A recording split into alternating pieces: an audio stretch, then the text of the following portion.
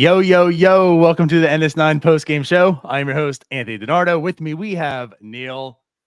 Neil, they did it. The Pirates came back today from a 9-0 deficit and defeated the Cincinnati Reds 13-12.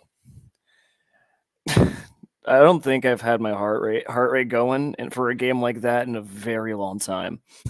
Really? Yeah. I ran around my living room when Rivas hit the game tying triple, and then I was pacing the entire bottom of the ninth. For a meaningless game. Neil, meaningless game. All I was gonna say, because I had no pulse early on. I mean, this just seemed like one of those games where I was stuck with this post game show. Son of a yeah. And I text Neil and tell him I can't make it. Something came up, and things just turned rather quickly. So I mean, again, the Pirates were down 9-0. The Reds have a rookie pitcher. We haven't seen this before, right? The Reds have a rookie pitcher who just made the Pirates look silly time and time again. And it just looked one of them games that the Reds were going to take this away. It is what it is. Hey, the Pirates are playing good baseball. Reds are a decent team. They're explosive. They got this one. It is what it is. Game over. But that's not what happened. Yeah, no, there's definitely one of those games where I'm like, oh, I'm just going to have this on another tab, and I'm just going to be watching college football the entire game. I had zero interest. And then, we score the first run. You're like, all right, interesting. And then what inning was it? Then the sixth inning comes around, and they score some runs. I'm like, all right. And then Brian Reynolds hits the home run, and it was off to the races from there. Then I was completely locked in. Yeah, that was a point. So you were talking about when they made it 9-3. At that point, you just kind of felt like, well, you know what? At least they found some offense. The one thing I talked a little bit about last year's team, and certainly this year's team, especially now, right, is they have some fight in them. You don't really see this team quit. They're just not that talented. But you see them, they don't give up. They don't just fall, hey, it's the ninth inning, we're down 9-0, let's just pack it in and go most nights. And, so again, seeing those 3 runs come in, it's like, okay, they've been playing good ball. You want to see this. You want to see them perform today to help hopefully translate to 2024 and keep this thing going and whatnot. So hey, at least they didn't give up. They're making it a nice little effort. And then, as you mentioned, Brian Reynolds comes up with 2 men on, hits a 3-run shot, and now it's a 9-6 ball game. And it's different. Now it's like, hey, yeah, are they going to do this? On, yeah. And the Reds bullpen wasn't good, so you always had that little inkling of hope, something could be made here, And I think the fight is so true, especially since the All-Star break, there has been a whole lot of fight. We've had some wild up and down games, and I don't know who the leaders are in the clubhouse, whether it's a manager thing, whether it's the coaching staff. I'll take my victory laps because if it is the coaching staff, but there is something locked in where the guys are, there is a fight, and there's a constant fight because last year's team wouldn't have scored another run. They just would have been like, whatever, we're losing. Mm-hmm. But there was actual determination. That is so nice to see. And it kind of comes back to, we talked about the Joshua Palacios quotes when he said there was this team meeting and we're going to treat the rest of this like the playoffs. They really don't have much to actually play for, right? They're not really playing for the playoffs, even though, as Reynolds said, they're not mathematically out of it. Well, they are now, but with any rate, I like the mentality of it. Let's create something to play for, if anything. So we're going to treat everything like it's a playoff run, and these are the playoffs. And so, you mentioned, the players aren't certainly giving up, and they showed it today. I mean, they absolutely showed 100%. It today. They were down 9-0 to a team who is in a playoff hunt. I mean, you just not only just the Palacios quotes, but you get the quotes from Peguero and the quotes from Davis that came out today about we're not eliminated yet, and then we did get eliminated. But oh, that's right, it was Davis, not Reynolds. But Peguero talking about how we're going to be a playoff team next year, and you have Endy talking about how we F the Cubs up. Out of this new batch of players, I think last year it was Will Crow always coming out and saying we don't think we're a bad team, but now we actually have a group of young players who are really locked in and committed. Yeah, and not to skew this in the negative because we keep talking to young players, but it really is the vets. And again, I guess Rivas is a young player, and he had a huge day today. I mean, he was a big part of this catalyst, right? Of turning this team around and being a winning team right now today. I mean, he had 5 RBIs. You top of the triple, the bases clearing triple he had, which also was because of some pretty bad defense in right field. There's been really defense in right field this series. I feel like on both ends. Luckily, the Pirates got some of theirs out the way early, and the Reds got theirs here later. To help us. Yeah, I mean, Rivas goes 3 for 5 with 5 RBIs today. But like, it's really like what's really setting this team apart right now is the vets who are performing. You know, Yeah, Brian it Hayes is. still performing, and today, you know, he'd only get 1 for 5, but he had the hit. Reynolds 1 for 4 with the, you know, obviously the 3-run shot, and that, like, that's what gives me hope for the future. The rookies are struggling. They're going to struggle. I'm still hopeful that they'll turn it around, right? But like what keeps me locked in and hopeful in this team right now is the fact that the vets are performing. You know, when Brian Hayes was still like a 70 WRC plus, and you saw Reynolds like regressing, there was a lot of worries. But now those worries are long gone. Yeah. And Brian Hayes is like MVP level right now. Is like that's what he's performing at, you know. So that's what's really been gluing this team together and keeps you again, like keeping 2024 looking like there's some hope because it's the vets that are looking really, really good. So 2 things, and I'm not going to turn this into a negative because this is not going to be a negative show, but like the fact that like all the rookies collectively except Majinski essentially, and I think you can finally lump Triolo into that, are struggling so much is what worries me about the future, because those are going to be the guys that the future is dependent on. But you're right, the veterans are locked in. Hayes is locked in. I mean, Jack Swinsky's had an incredible September as well. Like, you can't put that against him. But I mean, today was a really big effort from the young guys. I think, I mean, Rivas, I'm not if we're going to call him a young guy, but 5 RBIs from him. Jared Triolo had a 4-hit night, and he was looking like Brian Hayes at third base tonight. Very much so. G1 Bay didn't have a great day defensively, except that double play in the 8th to bail out Selby. I think it was the 8th, yeah. But he had 3 RBIs. Palacios had 2 hits. Like, ND scored twice. Like, you know, this was a whole collective effort from the entire team, and I think that's what's best about this. Like, you can look at the rookies and you can look at the vets and be like, yeah, this was a whole group effort to win tonight. Yeah, no, I mean, absolutely. I mean, of course, if you're scoring 13 runs, it probably is a group. Yeah, because if it's just a couple people, wow, what a game by those two. But at any rate, no, I mean, you're absolutely correct. I mean, the pitching to start out, let's not really talk too much about Falter. It was awful. Yeah, obviously that's what led to the 9 runs, right? But Falter gives up 8 in the 2 innings that he pitched. I mean, it was a hit factory against him. I mean, he couldn't. Nothing he could do. I mean, just hit after hit after hit. He had 9 total hits in those 2 innings, 1 strikeout, 3 home runs.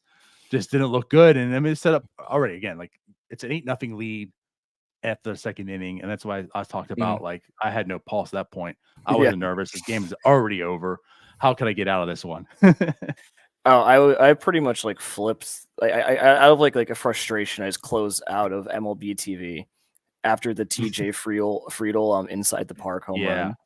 I was like, are you kidding me? Like, I have to talk about this crap, like you said earlier. And then, but yeah, no, Barely Falter was terrible tonight.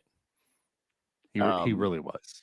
So many meatballs. I think like Alex Stumpf posted something like about his 2nd inning, and all the pitches were in the middle of the zone. There was nothing on the edge. It was horrible. It is. And like you talk about guys who have ceilings. He absolutely has a ceiling. Yes. That's going to cap him from being, you know, anything more than what he probably is. And hopefully, you know, at best, it's like a number 5 starter, right? So, and this is the reasons why. I mean, this is a good hitting team, and he doesn't have a whole lot of talent, doesn't have a lot of stuff in there. Like, I understand the extension, but like, it's still a 92-mile-an-hour fastball. At any rate, you know, like, not a good start by him. But afterwards, I mean, the bullpen had to once again come together and give a lot of innings for this team, as we keep talking time and time again. They had to go and put 7 of them together. But hey, Kyle Nicholas comes in, he gives 2 innings. He did have an earned run. That was the last run for a while they got here, but an earned run. He lowered his ERA to a 27, so there's a win. He was okay. I don't know. He wasn't great. Like, it was kind of like, he is kind of like reminiscent of the Colin Selby type, where like you see the stuff is there. Like, I think his fastball is just really nice and is going to play, but it hasn't so far. I think he really still struggles with control. 2 walks. Like, he really does not know where the ball is going when it comes out of his glove, out of his hand. And that's pretty much been his MO. Like, that's what's going to also, we talk about ceilings, unless he can figure that out and get the control on, under control. Like, that's going to be his problem. Now, it's better as a reliever to have than like a starter, right? If you can give some small spurts and stuff, but like that's going to what's going to be to prevent him from being like a real impact player probably in this bullpen, which is fine though. I mean, the fact that he can maybe be a bullpen piece is kind of a win, with him. Yeah, we get something out of the Stallings trade. I mean, I don't want to cast anything on a dude who's made 2 major league appearances against 2 teams who are fighting for their lives. Because the Cubs and the Reds are absolutely fighting for their lives right now. So like, I don't want to cast like too much. And when the game's 8-0 already, it's kind of hard to judge meaning, if that makes any sense. But he wasn't great. He's not been great the first 2 times out. Now, can we get to Big Bang? Yes. Can I ask you something before we actually talk about him? Yes. I tried lip reading. I didn't really go back to see it. But after his 2.2 innings, 8 batters straight, did he come out saying Big Bank's back, baby? Is that what he said? I didn't even notice that he was saying. I was too busy going crazy because he was doing this. Like, it's back. I saw back, baby. That was clear as day to me in the lip reading. Okay. I'm pretty sure he said Big Bank's back, baby. And I lost it. I love Ariel Moretta. I love Moretta. He needs to be a good pitcher because I love him. And he's going to make everything for me in this bullpen. If his talent was as big as his like swagger, he would be the best pitcher that ever like graced the baseball landscape. And I just love him. I mean, like the other thing too is on the Rivas triple, and Palacios was coming in the dugout. Like, I think Moretta chest bumped him and started going a little bit wilder. Like, I love. No, that was after Triolo made that insane play at third base to end the inning. Oh, you're right, and it was Triolo he was doing it too. You're right. Yep. Yeah. Well, and to talk about Moretta, who's been out for like 2 months, it feels like. Yeah, it's been a very long time, and the first time he comes back, while the Pirates are clawing back and fighting for survival, he gives you 2.2 innings out of the bullpen, and the Reds did not touch him. 8 straight outs, 3 strikeouts. This is the nasty Moretta that you see. It's not always nasty, but man, can he be? Look at that rhyme. Oh no, it was beautiful. Like, did you get inspiration from the albums on the wall behind you? I did. Okay. Became a naughty rotten rhymer at that point. Future Nas. But no, Moretta was on point tonight, and like he was doing the Baraki kind of style thing. Like, him and Baraki are kind of the same pitcher, where it's just slider spam. Yeah, but it works, and it worked really well tonight. And especially one goes the other way. That reverse slider was the filthiest thing I've seen in a very long time. I couldn't believe my eyes. Like, when I saw the tweet, like on on Pitching Ninja, I'm like, this is beautiful. But I mean, especially considering our starter went 2 innings and our bullpen is already so taxed because we only employ 2 starting pitchers. That probably saves the game in some capacity, in a big way. That was, you didn't think it was. You didn't think it was going to be. But that was a huge 8 outs that he made. I mean, he absolutely, because you want to talk also about like Yeah, about something that I don't know the word for right now that I'm lost. But at any rate, momentum. You want to talk about momentum? Like Yeah. that took all the momentum out. And obviously the Pirates had to score 9 runs, which is improbable, but they did. Mhm. And like the momentum was out from Cincinnati. Moretta just shut them down. He Mhm. looked at pretty much the entire order and shut them all down. And the Pirates came back and made it a game and that they eventually won. Like that was a huge spot for Moretta and do what he did.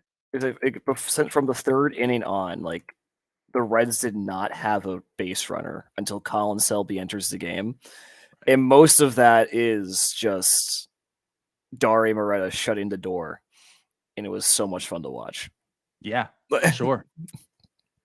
I have no idea who's going to be available out of the bullpen tomorrow, to be completely honest. Because we use 6 pitchers tonight. But man, Yeah. what a gutsy performance. We'll worry about that tomorrow. I'm not in Yeah. the post game either to worry about it, so those Neither people am can I. worry about it also afterwards. but that's like you said, that's part of the problem, and especially like the days that your actual starters can't give you those innings. That's just what makes it even worse for this bullpen. But yeah, Falter only going 2 today. That's not ideal. Nope. Thankfully, others were able, like Nicholas being here to give them multiple innings. Moretta gives them multiple innings, right? They didn't have to use 7 relievers today. But that did help. I don't even. This again when the extra innings, that would have been an adventure. Oh God! Thank God it didn't. It almost did. No kidding. Inches away, but I mean, do we want to talk about Jose Hernandez, or we just want to skip to the? I just kind of want to skip. I mean, he came and made an out, had a walk, strike out, whatever. He finished the inning. He did what he had to do, and then the next at bat was Ellie De La Cruz the next inning, and that's when they put in Colin Selby. And I mean, you could say why with Colin Selby. As I said before, like Colin Selby is either really, really good masterclass relief pitcher outing or just really, really bad. Kids, close your eyes. Don't emulate that. And today was the latter. Yeah. He just was awful. He was missing everything. No control. When he wasn't. He was getting hit. No, it was not a good inning. And like, to be entirely fair to Selby, I feel like he's been used a lot too. But he's kind of like the sacrificial lamb tonight, where it's like, all right, 4 runs. I can't use Bednar. I can't use Barucki. I probably shouldn't be using Majinski. So I guess I have to go with Colin Selby. It didn't work. Selby raised my blood pressure by a good bit tonight. But yeah, that was a rough inning. Yeah, it really was. And honestly, he was getting some calls too. Like he got a lot of strikes. No, not a lot, but he definitely got a few strikes there thanks to the ump. Yeah. As frustrated as I've been with like Endy Rodriguez, sometimes like being able to like field the ball and throw the ball down to get back people out. The framing tonight was pretty good, especially for Selby, who desperately needed every out he could get, every strike he could get. Yeah, but let's move on to that. Let's talk about the last pitcher. We'll get back to the offense because again, the offense is what really needs to talk about. But like Carmen Majinski does come out, he gets his first save. He has pitched well. Yes, I've liked everything I've seen from Carmen Majinski so far. Better not available. Like he gets the opportunity to make the save today, and he did capitalize on it. Now, granted, you look at the box score, you see 2 hits, earned run, strikeout. Ji-Hwan Bae has no business being in the field in late innings at this point in time in any close game because, like, I tweeted this and like I feel like it's almost like for every time we've talked about Josh Palacios and every time Josh Palacios has won a game by being in the batter's box late in the innings, I feel like Ji-Hwan Bae has almost tried to throw him away in the field. Bae is like the stupidest baseball player I've ever seen, but he just has the raw tools that like carry him to being somewhat capable because like that pop ball, I forgot who hits it. Who hit that? Was it the pop? It was a pop fly in the 8th where he's sprinting right into like the middle of right field. Yeah. And like he shouldn't be catching that ball. Like that should be Palacios. It almost seems like Palacios backed off. And then he couldn't field the ground ball from Votto because he didn't charge the ball. So it took, and then he also then turns around and has the game saving double play. Oh, right. So like it's like zero baseball IQ. Like none. Like negative baseball IQ, but like his speed allows him to do things that other people simply can't do. It no, I don't want to say remind me because I think the talent and like the other person could still clearly be a better player. But it is funny how we're talking about him, and it is kind of in the same light as another second baseman who's on the team with the Rodolfo Castro. Like you see the talent, right? But there's just a lot of errors and a lot of issues. And it's like if you can get past that, like if you can coach this person up, he could probably be a better player. And that's again with Bay. Again, I'm not telling you they're the same skill set, obviously not the same skill set, but or the talents even, but like he needs coached up. And if he can get coached up and be smarter and like, yeah, you might have something there. But at this point in time, he is just a complete liability, complete liability, especially at second. Like I'm perfectly okay him being in center field, which he's only played this year more or less and learning in the majors. But I'm saying like he's better there than he is at like his natural positions. No, every time the ball goes to second base with G1 Bay, you're in for a wild ride one way or the other. Yes. Absolutely. You know, he threw away the Yankees game, which was heartbreaking. You know, he almost fielded the game away tonight in the 9th and in the 8th. So yeah, but yeah, you probably want to sub in Peguero there. But like Peguero in the Cubs series was it last night was also having a rough night, which was the only reason I was semi okay with Alika Williams being anywhere near the team tonight because he was dreadful.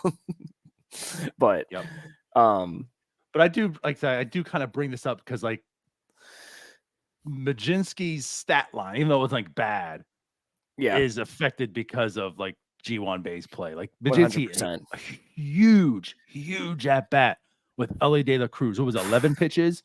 Ends up with a strikeout there. I mean, that was huge. Yeah. And he got him out. And then, of course, ends up getting the next out. Ball game, raise it. You know, but like you look at that, it's not a clean inning for him, but it could have been. It easily could have been for him. Yeah, I mean, TJ Friedel gets a hold of a really nice inside pitch, like missed his zone. Like that was a really nice hit, but Votto should have been out. Then he gets the nice weak ground ball. And then honestly, Ellie De La Cruz is the guy you want up in that Reds lineup if you need a strikeout.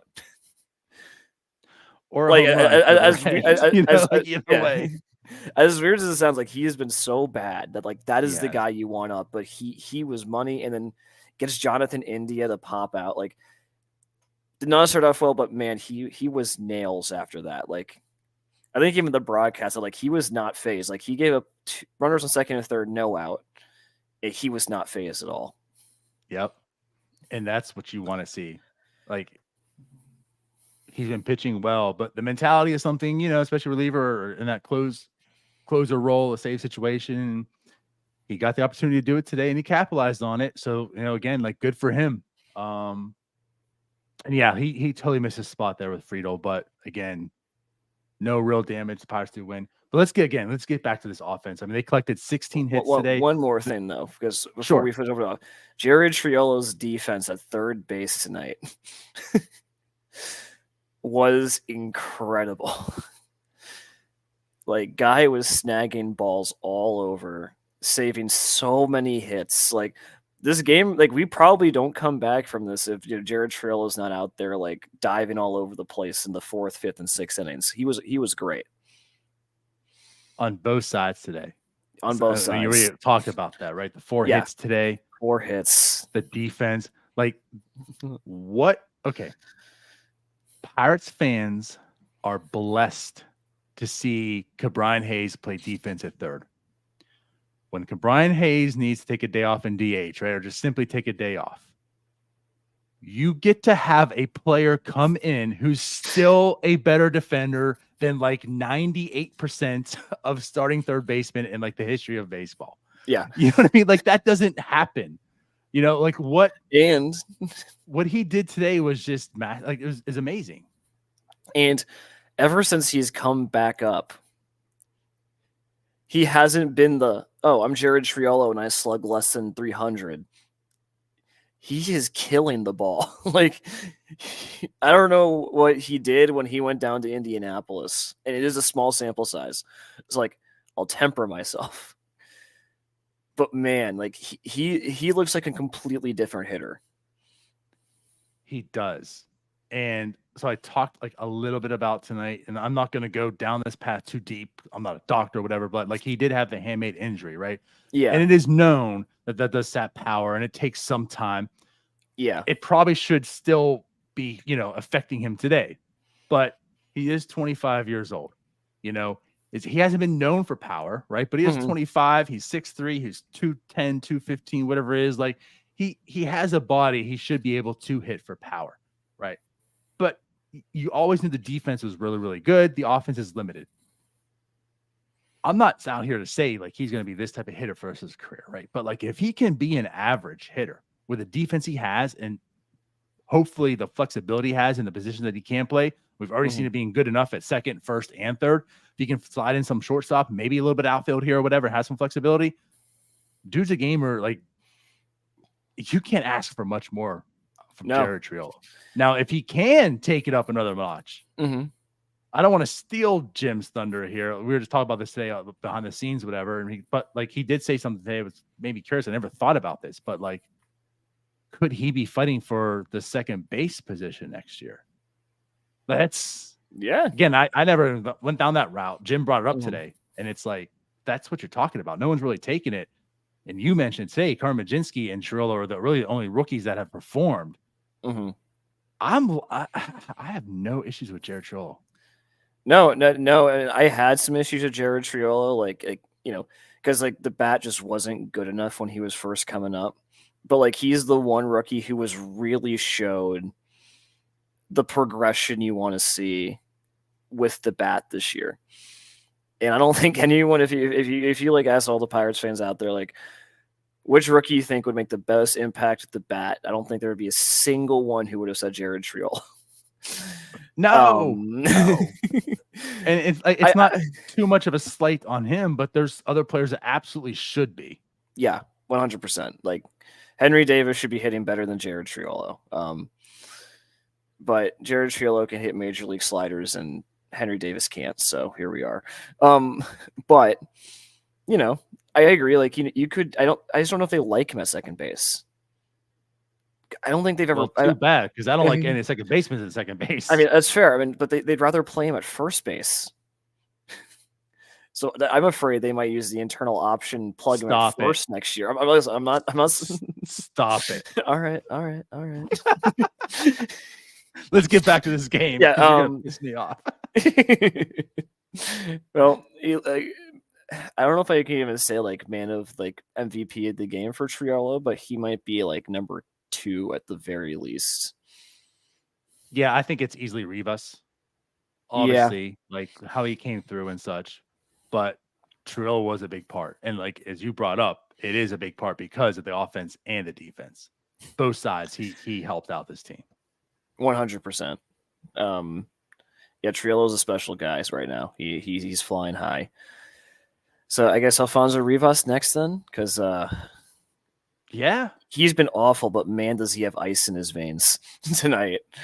That triple or double. Sorry, that base is clearing double. I was running around my living room like I was so happy. You made it a triple. You finished running for him.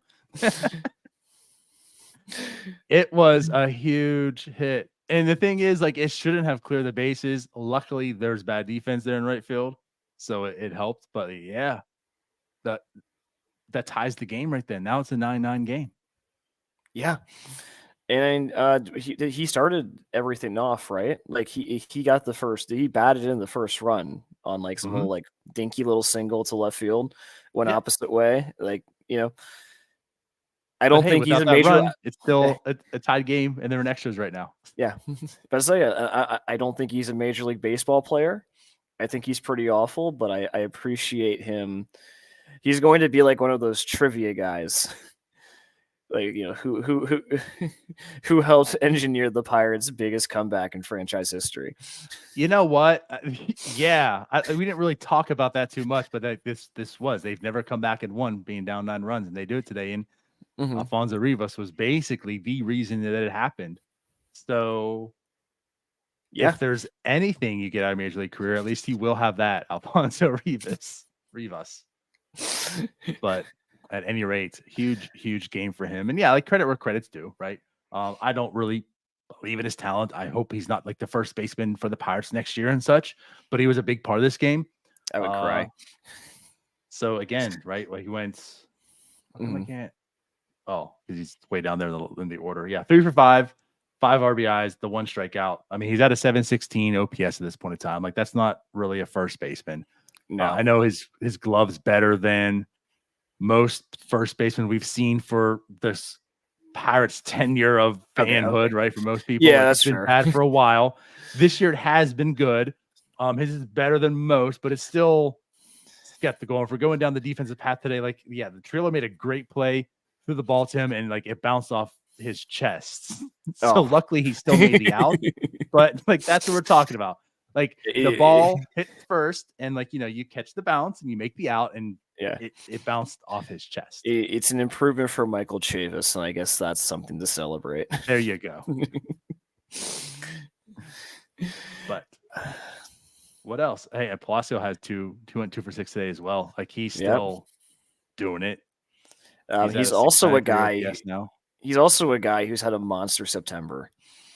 He has.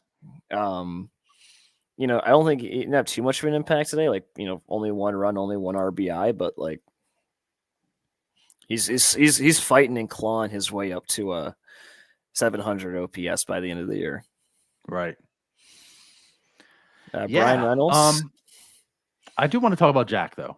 All right, like you did mention it. Like, yeah, he goes 2 for 4 today. He did have a strikeout. He did have a walk, but also big hit from him. Between first and second, he also scores. That gave him the lead. Did he get the 10-9 lead from him? I think it was Bay who gave us the lead. Okay, because I think it came. I think it came. Oh wait, did it come right after? Oh wait, no. I'm thinking of something else. Because the lead didn't come right after Rivas' hit, did it? No, it was Jack. So it was in the top of the 8th. So Reynolds gets hit by a pitch, Cabrine singles, and that's when Jack Swinsky got that single. Yeah, so he did make it 10-9. But again, like what I want to get back to, like since September, we talked about how he has looked better, and he has. The strikeout rate has come down a bit, right? It's at 27.1 coming into today. Obviously, that will go down even less. But I feel like this has happened right when. I know you've talked about it, but I was talking about on Twitter and getting these arguments about balls in play and average mattering, right? Instead of like just sitting up there and taking the strike, like outs aren't even, right? Getting on first base is even, and this is why is one of them. Jack Swinsky puts a ball in play, and what happens? A run scores. Yeah, this is why putting the ball in play is a good thing. Yeah, no, and something. If Jack was also like getting like pretty clutch hits during the Cubs series, like I feel like he maybe not like giving us the lead, but like he was getting those singles. Like I don't think he had a home run in the Cubs series, but he was getting singles and he was getting doubles. Like yes, like he's not selling out for this nonsense 3 true outcomes approach. Like no one wants him to be Joey Gallo. Like we would rather see him hit 20 home runs a year and get more hits more often. Yeah. Like, so again, like coming into today, doesn't count today's game, but coming in today since September 1st, right? 70 plate appearances. He's batting 271, 357, 475 slugging, a 114 weighted run trade plus. Like the walk rate has come down a bit. So has the strikeout rate. The average is coming up. Like you're putting balls in play. You're making more scoring opportunities. You're doing better. Yeah. I like this Jack Swinsky. I will take this Jack Swinsky. I don't need Jack Swinsky to get on base 20% of the time because he walks. Like put a ball in play. I'm comfortable having Jack Swinsky only walk 13% of the time and have a 275 batting average. That'll play. Yes. I mean, like you don't want to like rely solely on batting average, but yes, 100% is more balls in play. Like like I want to see him make more contact in the zone. Yes. Like all these whiffs of pitches right down the middle is what makes people so frustrated about him. So yeah, like this type of Jack Swinsky is much better and I'm hoping this adjustment sticks. I hope it's not like Josh Bell where he adjusts his approach like 11 times every year. Like I want this to stick. So, and again, once again, in the month of August, right, at 18% walk rate, he had 4 RBIs. Already in this month, he has 12. Yep. Like there's some correlation there. That's all I'm trying to say. There's some maybe Andy Haynes told him to start thinking again. And he said, "You're right. I'm going to start thinking about not listening to you." I'm going to go drive down to Altoona with Cabri. At any rate, anything else you want to discuss here and talk about today? It was certainly a fun game.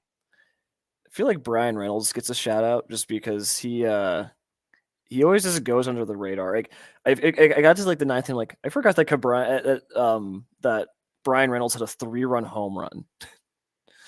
Like that was just almost completely gone from my memory. But he's so consistent. Yeah, he's good. Like that's all you can say. He's good. Like, the fielding isn't the best. But man, like I always hear people say like he doesn't care, and like he's hitting home runs down. It's not 6 runs. He's making diving plays in the outfield. Like dude cares, and looks. I don't think anyone needs to question that. Yeah, you'd like him to hit a little better, but ever since I think he's been fully back, like healthy from his back, he has been incredible. Right. Absolutely. You need him to be good, and he's good. Like he's got an 806 OPS right now. That plays. 100%. Cool. Well, then I guess they wrap up the series tomorrow. DiNardo, I have something to say. I have something to say to America. God bless Pirates fans everywhere. If you were one of the ones who stuck around for this game and didn't turn it off, didn't turn to the pit game, didn't turn to like any of your soap operas or Lifetime movies, like I know DiNardo wanted to. He really wanted to watch his Lifetime movies. God man, I was ready to hop on the Fortnite. God bless you. God bless the Pirates. God bless Pirates fans. God bless America, man. Good night. Good night, Connor. Good night, Connor. So there you have it. I don't think anything else needs to be said. Even though Doug says we have at least 2 more hours of stuff to talk about. We do. We have that's 2 the thing. weeks. I feel like we could. We could. That's what is to end the show in this sense. Like that's what's at least right. You're looking for positives. That's at least what you have this year for this team right now. Like at least we can talk about good baseball on September 23rd. And the Pirates win again, and now this is 16 of the last 21 games that they've won. Yeah, Neil, 16 of the last 21 games the Pittsburgh Pirates have won. They've been hot, and let that sink in. My biggest complaint has been they haven't been doing it against good teams, or teams above 500. But I mean, we are actively going through and giving both the Cubs and the Reds playoff worries. Yeah. And I think I said it before, but if we sweep the Reds, we need to lay over and die in that Marlins series. We need to lose all those games. I do not want to see the Reds in the playoffs. I will happily sacrifice 3 wins to make sure the Reds miss. We differ there, but if that's what I have to settle with, I'll settle for that, I guess. But I want them to win all the games still. I mean, I don't care enough that, yeah. No, listen, I want them to win all the games too, but if we can do anything to make sure that the Reds or the Cubs don't make the playoffs, I'm a happy man, because ultimately 77 wins isn't that much different from 75 wins at the end of the day. You know what I mean? It is for someone who's in the NS9 contest and has 77 wins. Well, I'm already toast. I guess 73, and they broke that tonight. So yeah. And, I haven't even looked at that actually lately. I'm not even sure. I should tweet that out tomorrow. I looked it up I looked it up last week because I forgot what my prediction was. I'm like, oh man, I'm not getting a jersey. First they don't pay me, now they won't give me a jersey. So just put out there, yeah. There's certainly. Hey, Doug picked 79, by the way. So we do have 3 Doug's people probably who the only one who selected picked 78. 79. There's 4 people who picked 77, 2 who picked 76, a lot picked 75. Hey, my prediction was 72. They've conquered that. Yeah, it's a 73. So yep. I'll happily be wrong. All I can think about is like, man, if only we didn't play like the 2020 Pirates for 3 months. Like that's like I've been trying to enjoy this as much as possible, but that's been like the one prevailing thought in my mind, where it's like, what could have been. Yeah, but it's true though. It is kind of true. But at any rate, what a great it is night. what it is. They have 74 wins right now. Yeah, game of the season. They're playing after seeing what like this June and July and May even was like. They're playing good ball. Can't ask for much more right now. Game of the season, you say? Maybe. Probably not. I feel like there has to be something else because there's not too much riding on this. At least like in April, there was hopes and dreams. And I guess we'll have 3 contenders. Opening day in PNC Park, this game, and the Drew Maggi game. Anything but the Drew Magic. You know what? Just for suggesting it, we're out of here. Okay. Hey, you all, thank you for watching. I know we try to provide the most entertaining content that we can, and we'd love to spread it to as many people as possible. So I know it doesn't seem like a lot, but if you could take the 5 seconds to like this video and subscribe to the page, it helps out so much more than you know. Thank you, and let's go Bucks.